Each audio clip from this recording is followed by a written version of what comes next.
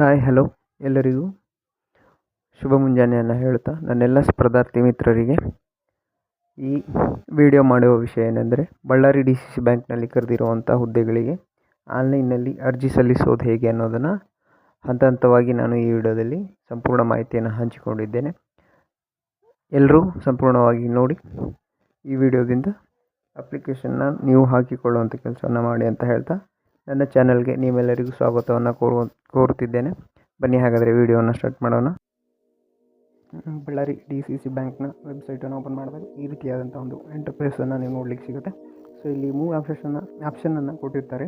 So recruitment notification ಮತ್ತು recruitment format, recruitment application link ಅಂತ. ನೀವು ಇದರಲ್ಲಿ 3ನೇ ಲಿಂಕನ್ನು ಕ್ಲಿಕ್ ಮಾಡಿದಾಗ ಸೊ ಇಲ್ಲಿ ಒಂದು ಇಂಟರ್ಫೇಸ್ ಓಪನ್ ಆಗುತ್ತೆ. ಅರ್ಜಿ ನೋಂದಣಿಯೊಂದಿಗೆ ಇಲ್ಲಿ ಕ್ಲಿಕ್ಕಿಸಿ ರೀಲಾಗಿನ್ ಅಥವಾ ಅಧಿಸೂಚನೆ, ಹೊಸ ಅಧಿಸೂಚನೆ, ಅರ್ಜಿ ಸಲ್ಲಿಸಲು ಸೂಚನೆ, ನಮೂನೆ, ಈ ರೀತಿಯಾಗಿ 4-5 ಆಪ್ಷನ್ಸನ್ನು ಅವ್ರು ಕೊಟ್ಟಿರ್ತಾರೆ. ಸೊ ನೀವು ಆಲ್ರೆಡಿ ರಿಜಿಸ್ಟರ್ಡ್ ಆಗಿದ್ದರೆ ರೀಲಾಗಿನನ್ನು ಮಾಡ್ಕೋಬೋದು. ಇಲ್ಲಪ್ಪ ಅಂದರೆ ಹೊಸ ಅರ್ಜಿಯನ್ನು ಸಲ್ಲಿಸ್ತಿದ್ರೆ ಅರ್ಜಿ ನೋಂದಣಿಗೆ ಇಲ್ಲಿ ಕ್ಲಿಕ್ಕಿಸಿ ಅಂತ ಇದೆಯಲ್ವ, ಸೊ ಇದರ ಮೇಲೆ ಕ್ಲಿಕ್ ಮಾಡಿದಾಗ ಈ ರೀತಿಯಾದಂಥ ಒಂದು ಪೇಜ್ ಓಪನ್ ಆಗುತ್ತೆ. ಈಗಾಗಲೇ ನೋಂದಾಯಿಸಿ ಶುಲ್ಕ ಪಾವತಿಸಿದ ಅಭ್ಯರ್ಥಿಯಾಗಿದ್ದೀರಾ ಅಂತ ಕೇಳ್ತಾರೆ. ಸೊ ಇಲ್ಲ ಅಂತ ಹಾಕಿ. ಸೊ ಇಲ್ಲ ಅಂತ ಹಾಕಿದಾಗ ನೋಂದಣಿಯನ್ನು ಮುಂದುವರಿಸಿ ಅಂತ ಬರುತ್ತೆ. ಸೊ ಅಲ್ಲಿ ಕ್ಲಿಕ್ ಮಾಡಿ, ಆಮೇಲೆ ಓಕೆ ಅಂತ ಮಾಡಿ. ಅಧಿಸೂಚನೆಯನ್ನು ಓದಿ ಅರ್ಥೈಸಿಕೊಂಡಿರೋ ಅಂತ ಕೇಳ್ತಾರೆ. ಸೊ ಹೌದು ಅಂತ ಹಾಕಿಬಿಟ್ಟು ನೋಂದಣಿಯನ್ನು ಮುಂದುವರಿಸಿ ಅಂತ ಮಾಡಿ. ಸೊ ಮೊದಲಿಗೆ ನೋಡಿ, ನಿಮ್ಮ ಹೆಸರನ್ನು ಇಲ್ಲಿ ಕೇಳಿದ್ದಾರೆ. ಸೊ ನಿಮ್ಮ SLCಯಲ್ಲಿ ಹೆಂಗಿದೆಯೋ ಹೆಸರು ಅದನ್ನು ಇಂಗ್ಲೀಷ್ನಲ್ಲಿ ಕ್ಯಾಪಿಟಲ್ ಲೆಟ್ರಲ್ಲಿ ಟೈಪ್ ಮಾಡಿ. ಸೊ ಎಕ್ಸಾಂಪಲ್ಗೆ ನನ್ನ ಹೆಸರನ್ನು ಟೈಪ್ ಮಾಡ್ತೀನಿ ಇಲ್ಲಿ. ಸೊ ಆಮೇಲೆ ಬಂದುಬಿಟ್ಟು ಸೊ ನೆಕ್ಸ್ಟು ಪೋಸ್ಟ್ ಅಂತ ಕೇಳಿದ್ದಾರೆ. ಯಾವ ಪೋಸ್ಟಿಗೆ ಅಪ್ಲೈ ಮಾಡಬೇಕು ಅಂದ್ಕೊಂಡಿದ್ದೀರಾ ಆ ಪೋಸ್ಟನ್ನು ನೀವು ಇಲ್ಲಿ ಸೆಲೆಕ್ಟ್ ಮಾಡಬೇಕಾಗುತ್ತೆ. First division assistant, second division assistant, junior attender, ಹೀಗೆ. ಸೊ ನೆಕ್ಸ್ಟ್ ಬಂದಾಗ ಮಾಜಿ ಸೈನಿಕರು ಹೌದು ಅಲ್ಲೋ ಅನ್ನೋ ಕೇಳಿದ್ದಾರೆ. ಇಲ್ಲ ಅಂತ ಹಾಕಿ, ಇದ್ದರೆ ಹೌದು ಅಂತ ಹಾಕಿ. ಸೊ ನೆಕ್ಸ್ಟ್ ನಿಮ್ಮ ಡೇಟ್ ಆಫ್ ಬರ್ತನ್ನು ಕೇಳ್ತಾರೆ. ಸೊ ಡೇಟ್ ಆಫ್ ಬರ್ತ್ ಬಂದುಬಿಟ್ಟು ನಂದು ಹಾಕ್ತೀನಿ ಇಲ್ಲಿ. ಸೊ 4/8. ಸೊ ಡೇಟ್ ಆಫ್ ಬರ್ತನ್ನು ಹಾಕ್ಕೊಂಡಾದ್ಮೇಲೆ ನಿಮ್ಮ ಮೊಬೈಲ್ ಸಂಖ್ಯೆ ಹಾಕ್ತೀವಿ. ಸೊ ಮೊಬೈಲ್ ಸಂಖ್ಯೆ ಹಾಕಿಬಿಟ್ಟು ಆಮೇಲೆ ಈ ಕಡೆ ಕಲ್ಯಾಣ ಕರ್ನಾಟಕ ಪ್ರದೇಶದವ್ರದ್ದು ಹೌದು ಇಲ್ಲೋ ಅನ್ನೋದನ್ನು ಕೇಳಿದರೆ ಹೌದು ಅಂತ ಕ್ಲಿಕ್ ಮಾಡಿ. ಸೊ ನೆಕ್ಸ್ಟ್ ಬಂದಾಗ ನಿಮ್ಮ ಕ್ಯಾಟಗರಿಯನ್ನು ಕೇಳಿದ್ದಾರೆ. ಇಲ್ಲಿ ಕ್ಯಾಟಗರಿಯನ್ನು ಚೂಸ್ ಮಾಡಿ. ಸೊ ಇಲ್ಲಿ ನಿಮ್ಮ ಕ್ಯಾಟಗರಿಯನ್ನು ಏನು ಮಾಡಬೇಕು, ನೀವು ಸೆಲೆಕ್ಟ್ ಮಾಡಬೇಕು. SC ಕ್ಯಾಟಗರಿ, CB ಎಲ್ಲ ಕೊಟ್ಟಿದ್ದಾರೆ. ಇಲ್ಲಿ ನೀವು ಸೆಲೆಕ್ಟ್ ಮಾಡಿಕೊಳ್ಳಿ. ಆಮೇಲೆ ಬಂದಾಗ ನಿಮ್ಮ ಜೆಂಡರನ್ನು ಕೇಳಿರ್ತಾರೆ ಇಲ್ಲಿ. ಸೊ ಲಿಂಗವನ್ನು ಕೇಳಿದಾಗ ಇಲ್ಲಿ ಅದನ್ನು ಹಾಕಿ, ಇಮೇಲ್ ID ಯನ್ನು ಹಾಕಿ. ಸೊ ನಾನು ಇಮೇಲ್ ID ಯನ್ನು ಇಲ್ಲಿ ಹಾಕ್ತೀನಿ. ಸೊ ಇಲ್ಲಿ ಮೊದಲಿಗೆ ನಿಮ್ಮ ಇಮೇಲ್ ID ಯನ್ನು ಹಾಕಿದ್ಮೇಲೆ ಆ ID ಯನ್ನು ಧೃವೀಕರಿಸಬೇಕಾಗುತ್ತೆ. ಸೊ ಮೊಬೈಲ್ ನಂಬರನ್ನು ಈ ಕಡೆ ಹಾಕಬೇಕು. ಸೊ ಈ ಕಡೆ ಇನ್ನೊಮ್ಮೆ ಕನ್ಫರ್ಮನ್ನು ಮಾಡಿ. ಸೊ ಇಲ್ಲಿ ನಿಮ್ಮ ಡೇಟ್ ಆಫ್ ಬರ್ತನ್ನು ಹಾಕ್ಕೊಳ್ಳಿ. So date of birth ಹಾಕ್ಕೊಂಡಾದ್ಮೇಲೆ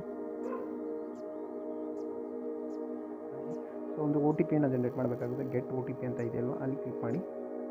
click ಮಾಡಾದಮೇಲೆ ಈ ರೀತಿಯಾದಂಥ ಇಂಟರ್ಫೇಸ್ ಬರುತ್ತೆ. ಒಂದು ಸ್ವಲ್ಪ ವೇಟ್ ಮಾಡಿಬಿಟ್ಟು ಸೊ ಮೊಬೈಲ್ ಸಂಖ್ಯೆಗೆ ಇಮೇಲ್ ID OTP ಕಳಿಸಲಾಗಿದೆ, ದಯವಿಟ್ಟು ಪರಿಶೀಲಿಸಿ ಮತ್ತು ಮುಂದುವರಿಸಿ ಅಂತ ಇದೆ. ಸೊ ಗಾಟ್ ಇಟ್ ಅಂತ ಹೊಡಿರಿ.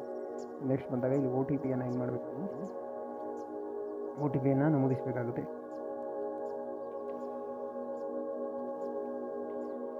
ಸೊ OTP ನಮೂದಿಸಿ ರಿಜಿಸ್ಟರ್ ಅಂತ ಮಾಡಬೇಕು. ಸೊ ರಿಜಿಸ್ಟರ್ ಅಂತ ಮಾಡಿದಾಗ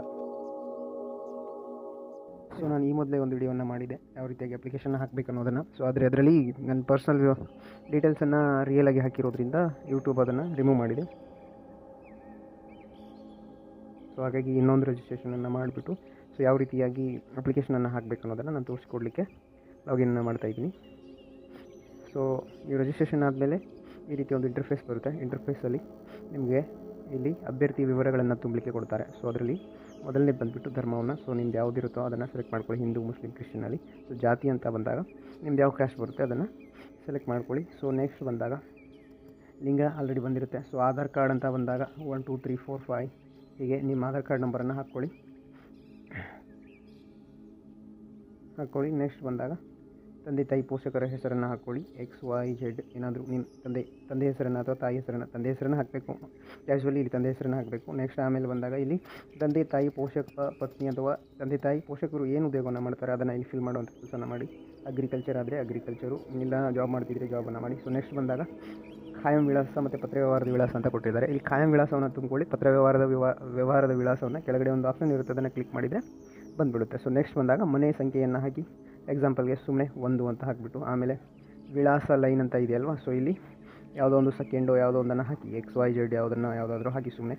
ಸೊ ನೆಕ್ಸ್ಟ್ ಬಂದಾಗ ವಿಳಾಸ ಲೈನ್ ಅಂತ ಇದೆಯಲ್ವ, ಸೊ ಇಲ್ಲಿ ಕೂಡ ಸೆಕೆಂಡ್ ಲೈನು ಎಷ್ಟನೇ ಮನೆ ಅನ್ನೋದನ್ನು ಇಲ್ಲಿ ಹಾಕಿಬಿಟ್ಟು ನೀವು ಫಿಲ್ಲನ್ನು ಮಾಡ್ಬೋದು. ನೆಕ್ಸ್ಟ್ ನಿಮ್ಮ ತಾಲೂಕವನ್ನು ಸೆಲೆಕ್ಟ್ ಮಾಡ್ಕೊಳ್ಳಿ ಅಥವಾ ಟೈಪ್ ಮಾಡುವಂಥ ಕೆಲಸನ ಮಾಡಿ. ಇಲ್ಲಿ ಶಾಪೂರು ಅಂತ ಮಾಡ್ತೀನಿ ನಾನು ಎಕ್ಸಾಂಪಲ್ಗೆ. ಸೊ ನೆಕ್ಸ್ಟ್ ಬಂದಾಗ ಪಿನ್ ಕೋಡನ್ನು ಹಾಕಿ, ನಿಮ್ಮದು ತಾಲೂಕು ಪಿನ್ ಕೋಡ್ ಆಗಿರ್ಬೋದು ಅಥವಾ ನಿಮ್ಮ ಹಳ್ಳಿ ಪಿನ್ ಕೋಡ್ ಇರುತ್ತೆ. ಸೊ ಎಕ್ಸಾಂಪಲ್ಗೆ 58523 ಈ ಥರ ಈ ಪಿನ್ ಕೋಡ್ಗಳನ್ನು ಹಾಕ್ಕೊಳ್ಳಿ. ಸೊ ನೆಕ್ಸ್ಟ್ ಜಿಲ್ಲೆ ಆಟೋಮೆಟಿಕ್ಕಾಗಿ ಬರುತ್ತೆ. ಸೊ ಪಿನ್ ಕೋಡನ್ನು ಹಾಕಿ ತೋರಿಸ್ತೀನಿ ನಾನು. ಸೊ ಪಿನ್ ಕೋಡ್ ಹಾಕಿದ ತಕ್ಷಣ ಜಿಲ್ಲೆ ಏನಾಗುತ್ತೆ ಆಟೋಮೆಟಿಕ್ಕಾಗಿ ಬಂದುಬಿಡುತ್ತೆ, ಯಾದಗಿರಿ ಕರ್ನಾಟಕ ಅಂತೇಳಿ. ಸೊ ಇಲ್ಲಿ ಕೊಟ್ಟಿದ್ದಾರೆ, ನಿಮ್ಮ ಪತ್ರ ವ್ಯವಹಾರದ ವಿಳಾಸ ಒಂದೇ ಆಗಿದ್ದರೆ ಟಿಕ್ಕನ್ನು ಮಾಡಿ ಅಂತೇಳಿ. ಸೊ ಟಿಕ್ ಮಾಡಿದಾಗ ಈ ಕಡೆ ಆ್ಯಸ್ ಇಟ್ ಈಸ್ ಸೇಮ್ ಬಂದುಬಿಡುತ್ತೆ. ಸೊ ನೆಕ್ಸ್ಟ್ ಬಂದಾಗ ಇಲ್ಲಿ ಕೇಳ್ತಾರೆ ಅವರು, ಯೋಜನಾ ನಿರಾಶ್ರಿತರಾಗಿದ್ದರೆ ಹೌದು ಅಂತ ಹಾಕಿ, ಇಲ್ಲ ಅಂದರೆ ಇಲ್ಲ ಅಂತ ಹಾಕಿ. ಸೊ ನೆಕ್ಸ್ಟ್ ಗ್ರಾಮೀಣ ಅಭ್ಯರ್ಥಿಗಳಾಗಿದ್ದರೆ ಹೌದು ಅಂತ ಹಾಕಿ, ಇಲ್ಲ ಅಂದರೆ ಇಲ್ಲ ಅಂತ ಹಾಕಿ. ಸೊ ಕನ್ನಡ ಮಾಧ್ಯಮ ಅಂತ ಇದ್ದರೆ ಹೌದು ಅಂತ ಹಾಕಿ, ಇಲ್ಲ ಅಂದರೆ ಇಲ್ಲ ಅಂತ ಹಾಕಿ. ಕಂಪ್ಯೂಟರ್ ಜ್ಞಾನ ಹೊಂದಿದ್ದರೆ ಕಂಪ್ಯೂಟರ್ ಜ್ಞಾನವನ್ನು ಹಾಕಿ. ಸೊ ನೆಕ್ಸ್ಟ್ ಬಂದಾಗ ಕ್ವಾಲಿಫಿಕೇಷನ್. ಸೊ ನೀವು ಯಾವ ಪೋಸ್ಟ್ಗೆ ಅಪ್ಲೈನ ಮಾಡಿದ್ರು ಆ ಪೋಸ್ಟ್ ಅನ್ವಯ ಇಲ್ಲಿ ಕ್ವಾಲಿಫಿಕೇಷನನ್ನು ಕೇಳ್ತಾರೆ. ಸೊ ನಾನು FDAಗೆ ಅಪ್ಲೈ ಮಾಡಿರೋದ್ರಿಂದ ಇಲ್ಲಿ ಎನಿ ಡಿಗ್ರಿಯನ್ನು ಕೇಳ್ತಿದ್ದಾರೆ. ಸೊ ಪದವಿ ಹೆಸರನ್ನು ಕೇಳ್ತಾರೆ, ಸುಮ್ಮನೆ BA ಅಂತ ಹಾಕ್ಕೊಳ್ಳಿ. ನೆಕ್ಸ್ಟ್ ಬಂದಾಗ ವಿಶ್ವವಿದ್ಯಾಲಯನ ಕೇಳ್ತಾರೆ. ಸೊ ನಿಮ್ದು ಯಾವ ಯೂನಿವರ್ಸಿಟಿ ಬರುತ್ತೆ, ಗುಲ್ಬರ್ಗ ಯೂನಿವರ್ಸಿಟಿ ಅಂತ ಹೀಗೆ ಹಾಕ್ಕೊಂಡ್ಬಿಡಿ. ಸೊ ನೆಕ್ಸ್ಟ್ ಬಂದಾಗ ಈ ಕಡೆ ವಿದ್ಯಾರ್ಹತೆ ಅಥವಾ ನಿಮ್ಮ ಅಂಕಗಳನ್ನು ಕೇಳ್ತಿದ್ದಾರೆ ಅವರು. ವಿದ್ಯಾರ್ಹತೆ ಯೋಜನೆಯನ್ನು ಕೇಳ್ತಿದ್ದಾರೆ. ಸೆಮಿಸ್ಟರ್ ಇರ್ತಿತ್ತು ಮೊದಲೆಲ್ಲ NEP ಬರೋಕ್ಕಿಂತ ಮುಂಚೆ. ಸೊ ಸೆಮಿಸ್ಟರ್ ಇರೋರು ಸೆಮಿಸ್ಟರ್ನ ಹಾಕ್ಕೊಳ್ಳಿ. ಹಳೆಯ ಹೊಸ ಪಠ್ಯಕ್ರಮ ಇರೋರು ಅಂದರೆ NEP ಅವರು NEPಯನ್ನು ಹಾಕ್ಕೊಳ್ಳಿ. ಸೊ ನೆಕ್ಸ್ಟ್ ಬಂದಾಗ ಅಭ್ಯರ್ಥಿಯ ಫಲಿತಾಂಶ ಪಾಸ್ ಆಗಿದ್ರೋ ಇನ್ನು ಇದರಲ್ಲೇ ಇದ್ದಿರೋ ಅನ್ನೋದನ್ನು ಕೇಳ್ತಿದ್ದಾರೆ ಅವರು. ಸೊ ನೆಕ್ಸ್ಟ್ ಬಂದಾಗ ಕನ್ನಡ ಭಾಷೆ ಓದಲು ಬರೆಯಲು ಅಥವಾ ಮಾತನಾಡಲು ಬರುತ್ತದೆ ಅನ್ನೋದನ್ನು ಕೇಳಿದ್ದಾರೆ. ಸೊ ಮೂರನ್ನು ಟಿಕ್ ಮಾಡ್ಕೊಳ್ಳಿ. ಕನ್ನಡಿಗರಾಗಿ ಇಷ್ಟು ಬರಲಿಲ್ಲ ಅಂದರೆ ಕರ್ನಾಟಕದಲ್ಲಿ ಇರೋದು ವ್ಯರ್ಥ ಅನ್ನೋದು ನನ್ನ ಒಂದು ಅಭಿಪ್ರಾಯ ಆಗಿರುತ್ತೆ. ಸೊ ನೀವು ಉದ್ಯೋಗಿಯಾಗಿದ್ದೀರಾ, ಆಲ್ರೆಡಿ ಜಾಬಲ್ಲಿ ಇದ್ದೀರಾ ಅನ್ನೋದನ್ನು ಕೇಳ್ತಿದ್ದಾರೆ. ಇದ್ದರೆ ಹೌದು ಅಂತ ಹಾಕಿ, ಇಲ್ಲಾಂದರೆ ಇಲ್ಲ ಅಂತ ಹಾಕಿ. ಆಮೇಲೆ ಭಾರತೀಯ ಪ್ರಜೆನ ಹೌದು ಇಲ್ಲ ಅನ್ನೋದನ್ನು ಕೇಳ್ತಾರೆ. ಸೊ ಎಸ್ ಅಂತ ಹಾಕ್ಕೊಳ್ಳಿ. ಸೊ ಹಾಕ್ಕೊಂಡಾದಮೇಲೆ ಸೊ ನೀವೇನು ಮಾಡಬೇಕು, ಪ್ರೊಸೀಡ್ ಅಂತ ಕೊಡಬೇಕು. ಪ್ರೊಸೀಡ್ ಅಂತ ಕೊಟ್ಟಾಗ ಅಲ್ಲಿ ಏನು ಬರುತ್ತೆ ಮುಂದ್ಗಡೆ ಅನ್ನೋದನ್ನು ನಾನು ಇನ್ನೊಂದು ವೀಡಿಯೋಲಿ ಮಾಡಿದ್ದೀನಿ, ಇದನ್ನು ಆ್ಯಡ್ ಮಾಡ್ತೀನಿ. ಸೊ ನೋಡ್ಕೊಳ್ಳಿ ನೀವು ಅಲ್ಲಿ ಪ್ರೊಸೀಡ್ ಕೊಡುವಂಥ ಕೆಲಸವನ್ನು ಮಾಡಿ. ಅದು ಇನ್ನೊಂದು ಸರ್ತಿ ಕ್ರಾಸ್ ಚೆಕಿಂಗ್ ಮಾಡಿ ಕೊಡುತ್ತೆ, ಘೋಷಣೆಯನ್ನು ಮಾಡಿಬಿಟ್ಟು ಸೊ ಸಬ್ಮಿಟನ್ನು ಕೊಡಿ. ಸಬ್ಮಿಟನ್ನು ಕೊಟ್ಟಾದಮೇಲೆ ಅವರು ಏನನ್ನು ಕೇಳಿದ್ದಾರೆ ಅಂದರೆ ಭಾವಚಿತ್ರ, ಆದಮೇಲೆ ಸಹಿ, ಆಮೇಲೆ SSLC ಅಂಕಪಟ್ಟಿ, ಜಾತಿ ಪ್ರಮಾಣ ಪತ್ರ, ಕನ್ನಡ ಮಾಧ್ಯಮ, ಕಲ್ಯಾಣ ಕರ್ನಾಟಕ ಪ್ರದೇಶ, ಪದವಿ ಅಂಕಪಟ್ಟಿ ಇಷ್ಟನ್ನು ಹೇಳುವಂಥ ಕೆಲಸವನ್ನು ಇಲ್ಲಿ ಮಾಡಿದ್ದಾರೆ. ಸೊ ಫಸ್ಟು ಫೋಟೋವನ್ನು ಅಪ್ಲೋಡ್ ಮಾಡ್ಕೊಳ್ಳಿ. ಸೊ ಇದಕ್ಕೆ ಸೈಜ್ ಬಂದುಬಿಟ್ಟು 10 KBಯಿಂದ 100 KB ವರೆಗೆ ಕೇಳಿದ್ದಾರೆ. ಸೊ ಹೀಗೆ ಸೈಜ್ ಇದೆ, ಅದನ್ನು ಕಟ್ಟಿ ನೋಡಿ ಯಾವ ರೀತಿ ಫೋಟೋನ ರಿಸೈಜ್ ಮಾಡ್ಕೋಬೋದು ಅನ್ನೋದನ್ನು ಹೇಳ್ತೀನಿ. ಈ ಆ್ಯಪ್ ಕಾಣ್ತಿದೆಯಲ್ಲ ಪಿಕ್ ಆರ್ಟ್ಸ್ ಅಂತ. ಸೊ ಇದನ್ನು ಡೌನ್ಲೋಡ್ ಮಾಡ್ಕೊಳ್ಳಿ. ಪಿಕ್ಸ್ ಆರ್ಟ್ ಅಂತ ಹೇಳಿ ಬರುತ್ತೆ. ಸೊ ಇದನ್ನು ಡೌನ್ಲೋಡ್ ಮಾಡ್ಕೊಂಡಾದ್ಮೇಲೆ ಓಪನ್ ಮಾಡಿ. ಸೊ ಓಪನ್ ಮಾಡಿಬಿಟ್ಟು ಎಡಿಟ್ ಎ ಫೋಟೋ ಅಂತ ಇದೆ, ಕ್ಲಿಕ್ ಮಾಡ್ಕೊಳ್ಳಿ. ಮಾಡ್ಕೊಂಡಾದ್ಮೇಲೆ ನಿಮ್ಮದು ಯಾವ ಫೋಟೋನ ರಿಸೈಜ್ ಮಾಡಬೇಕಿದೆಯೋ ಸೊ ಅದನ್ನು ಸೆಲೆಕ್ಟ್ ಮಾಡ್ಕೊಳ್ಳಿ.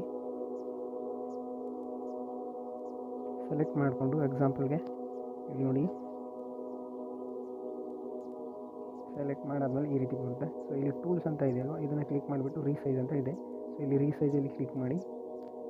ರೀಸೈಜಲ್ಲಿ ಕ್ಲಿಕ್ ಮಾಡಿದ್ಮೇಲೆ ಇಲ್ಲಿ ವಿಡ್ತು 450ಇಂದ 650ವರೆಗೆ ಇಟ್ಟು ನಡೆಯುತ್ತೆ. ಸೊ ಈ ಕಡೆ ಆಟೋಮೆಟಿಕ್ ಸೆಟ್ ಆಗುತ್ತೆ. ಮತ್ತು ರೀಸೈಜ್ ಅಂತ ಕ್ಲಿಕ್ ಮಾಡಿಬಿಡಿ. ನಿಮ್ದು ಎಷ್ಟಿದ್ರೂ ಪರವಾಗಿಲ್ಲ, 450, 450, 550ವರೆಗೂ ಕ್ಲಿಕ್ ಮಾಡಿಬಿಟ್ಟು ಇದನ್ನು ರೀಸೈಜ್ ಮಾಡಿ ಎಷ್ಟಿಟ್ಕೊಂಡು ಸೇವ್ ಮಾಡ್ಕೊಳ್ಳಿ. ಸೊ ಒಳಗಡೆ ಸೇವ್ ಆದಮೇಲೆ ಇದನ್ನು ಕ್ಯಾನ್ಸಲ್ ಮಾಡ್ಕೊಳ್ಳಿ, ಸೇವ್ ಆಗುತ್ತೆ. ಸೊ ಅಪ್ಲೋಡ್ ಮಾಡ್ಕೊಳ್ಬೋದು. ನೀವು ಇಲ್ಲಿಂದ ಎಲ್ಲ ಫೋಟೋಸನ್ನು ರೀಸೈಜ್ ಮಾಡಿಕೊಂಡು ನೀವೇನು ಮಾಡ್ಬೋದು, ಅಪ್ಲೋಡನ್ನು ಮಾಡ್ಕೊಳ್ಬೋದು. ಮತ್ತು ಸಿಗ್ನೇಚರ್ ಅಪ್ಲೋಡ್ ಮಾಡಾದಮೇಲೆ ಸೊ SSLC ಮಾರ್ಕ್ಸ್ ಕಾರ್ಡನ್ನು ಅಪ್ಲೋಡ್ ಮಾಡಬೇಕು. ನೀವು ಮೊದಲೆಲ್ಲವನ್ನು ರೀಸೈಜ್ ಮಾಡಿ ಇಟ್ಕೊಳ್ಳಿ, ಅಂದರೆ ಕಷ್ಟ ಆಗೋದಿಲ್ಲ ಅಪ್ಲೋಡ್ ಮಾಡಲಿಕ್ಕೆ. So SSLC marks card successfully upload ಅಂತ ಬಂತು. ಸೊ ಜಾತಿ ಪ್ರಮಾಣ ಪತ್ರವನ್ನು ಸೊ ಅದು ಬಂತು. ನೆಕ್ಸ್ಟ್ ಬಂದಾಗ ಕನ್ನಡ ಮಾಧ್ಯಮ,